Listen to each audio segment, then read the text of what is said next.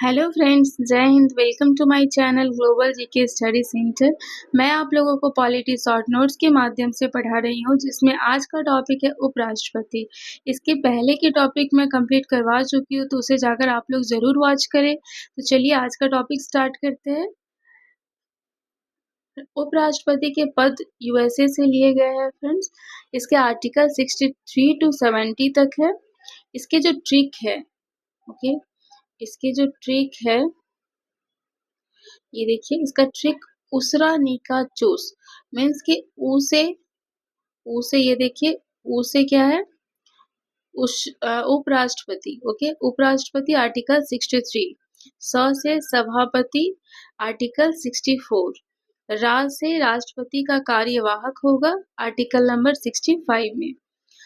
नी से निर्वाचन आर्टिकल 66।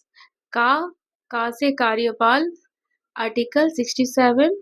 चू से चुनाव का समय आर्टिकल 68। से शपथ।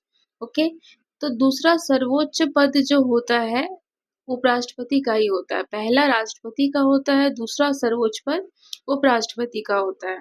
ओके, तो चलिए आगे बढ़ते हैं हम लोग। आर्टिकल नंबर 63 में, इसको मैं अब डिटेल करवा देती हूँ आप लोगों को। आर्टिकल 63 में उपराष्ट्रपति के पद की चर्चा की गई है। आर्टिकल 64 में राज्यसभा के सभापति होते हैं उपराष्ट्रपति, लेकिन राज्यसभा का सदस्य नहीं होते हैं। उपराष्ट्रपति को वेतन सभापति के रूप में मिलता है, ना कि उपराष्ट्रपति के रूप में। ओके, तो देखिए हम लोगों ने देखा आर्टिकल 63 में उपराष्ट्रपति के पद की चर्चा है। ओके,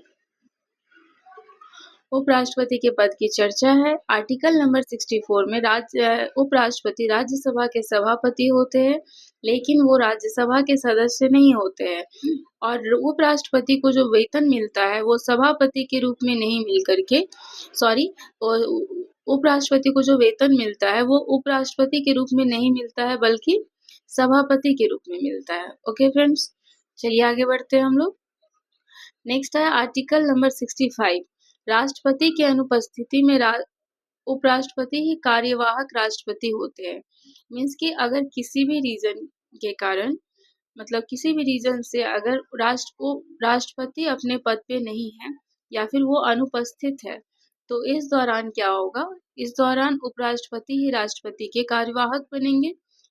उपराष्ट्रपति ही राष्ट्रपति के सारे कार्यभार को संभालेंगे, लेकिन इस दौरान राष्ट्रपति के सभी शक्तियों का प्रयोग करेंगे, लेकिन उस दौरान वो सभापति नहीं होंगे। ओके, नेक्स्ट है आर्टिकल नंबर 66। उपराष्ट्रपति के निर्वाचन। इनका भी निर्वाचन राष्ट्रपति की तरह ही एकल संक्रमणीय अनुपातिक विधि के द्वारा होता है। ये मैं बहुत अच्छे से डिटेल कर चुकी हूँ राष्ट्रपति में, तो उसे जाकर आप लोग जरूर वॉच करें। निर्वाचन में लोकसभा और राज्यसभा के सभी सदस्य भाग लेते हैं। जैसे कि राष्ट्रपति में मनोनीत सदस्य भाग नहीं लेते, लेकिन इसमें मनोनीत सदस्य भाग लेते हैं। और 12 मनोनीत सदस्य और 2 जो एंग्लो इंडियन होते हैं वो भी भाग इसमें लेते हैं। ओके, नेक्स्ट है आर्टिकल नंबर 67 में उपराष्ट्रपति की जो भी योग्यताएं हैं वो दी गई है। वो योग्यताएं में वो भारत के नागरिक होने चाहिए, पागल या दिवालिया नहीं होने चाहिए, 35 वर्ष की आयु होनी चाहिए कम से कम, लाभ के पद पर नहीं होने चाहिए, मीन्स की कोई भी सरकारी नौकरी में नहीं होना चाहिए। अगर वो होंगे तो शपथ के पहले उन्हें इस्तीफा देना होगा। नेक्स्ट है 20 प्रस्तावक होने चाहिए और 20 अनुमोदक होने चाहिए। प्रस्तावक कहते हैं कि अगर कोई व्यक्ति कहते हैं कि हाँ 20 लोगों ने मिल करके कहा कि मतलब हाँ ये उपराष्ट्रपति के पद के लिए योग्य है, उसे प्रस्तावक कहते हैं। और 20 लोगों को मानना है कि मतलब हाँ सही बात है, कि मतलब हाँ ये उपराष्ट्रपति के पद के लिए ये एग्री करते हैं। ये अनुमोदक क्या करते हैं, एग्री करते हैं। ओके फ्रेंड्स, नेक्स्ट है जिस तरह से राष्ट्रपति को 15,000 रुपए जमानत देनी होती है, उसी तरह से 15,000 रुपये उपराष्ट्रपति का भी जमानत राशि जमा किया जाता है। राज्यसभा के सदस्य बनने की योग्यता होनी चाहिए उनमें। ओके, चलिए आगे बढ़ते हैं हम लोग। आर्टिकल 67 में है कार्यकाल 5 वर्षों का होता है, लेकिन जब तक उत्तराधिकारी का निर्वाचन नहीं होता वह पद पर बना रहेगा। 5 वर्ष से पहले उपराष्ट्रपति को अविश्वास प्रस्ताव द्वारा उन्हें हटाया जा सकता है।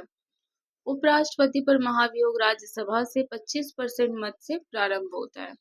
कार्यकाल इनकी 5 वर्षों की होती है लेकिन अगर उत्तराधिकार 5 वर्ष होने के बाद भी अगर उत्तराधिकारी का कुछ महीनों के लिए चयन नहीं हुआ है, तो वो उपराष्ट्रपति ही उस पद पे बने रहेंगे।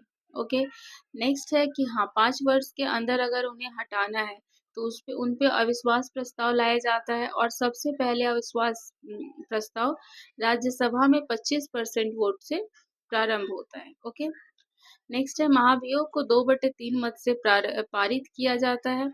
उसके बाद राज्यसभा में ही महाभियोग पारित होता है। लोकसभा में भेजने से पहले 14 डेज पहले उपराष्ट्रपति को सूचना दिया जाता है ताकि वो अपनी बात लोकसभा में जाकर रख सके। अगर वो अपने आप को इनोसेंट प्रूव कर दिए, तो वो जो महाभियोग पारित किया गया है वो मतलब वो निरस्त हो जाएगा, वो खत्म हो जाएगा। ओके, नेक्स्ट है यदि लोकसभा में भी, एक मिनट फ्रेंड्स, यदि लोकसभा में भी 2/3 मत से पारित हो जाता है, अगर वो अपनी इनोसेंट प्रूव नहीं कर पाए इनोसेंस, तो वो क्या होगा, 2/3 मत से अगर पारित हो जाता है 66% वोट से, तो महाभियोग क्या हो जाएगा, पारित हो जाएगा और उपराष्ट्रपति को पद से हटा दिया जाएगा। लेकिन हमारे भारत में आज तक ना राष्ट्रपति पे महाभियोग लगा है फ्रेंड्स, ना ही उपराष्ट्रपति पे महाभियोग लगा है। ओके, तो चलिए आगे बढ़ते हैं हम लोग। आर्टिकल नंबर 68 में है उपराष्ट्रपति के चुनाव को जल्द से जल्द कराने की बात की गई, लेकिन इसमें निश्चित समय तय नहीं किया गया। संविधान में कोई भी निश्चित समय तय करके नहीं लिखा गया है कि कितने समय में हो जाना चाहिए। हाँ, लेकिन जल्द से जल्द कराने की बात की गई है। ओके, नेक्स्ट है शपथ। आर्टिकल नंबर 69 में नेक्स्ट में है शपथ। ओके, राष्ट्रपति शपथ दिलाते हैं उपराष्ट्रपति को। आर्टिकल नंबर 70 में है वैसी आकस्मिक स्थिति जिसकी चर्चा संविधान में नहीं है, लेकिन उसी कारण किसी भी कारण की वजह से अगर राष्ट्रपति का पद खाली हो जाता है जिसकी चर्चा संविधान में नहीं है, ओके, तो उस टाइम पे भी उपराष्ट्रपति ही कार्यवाहक बनेंगे। राष्ट्रपति का सारा कार्यभार कौन देखेंगे, उपराष्ट्रपति देखेंगे।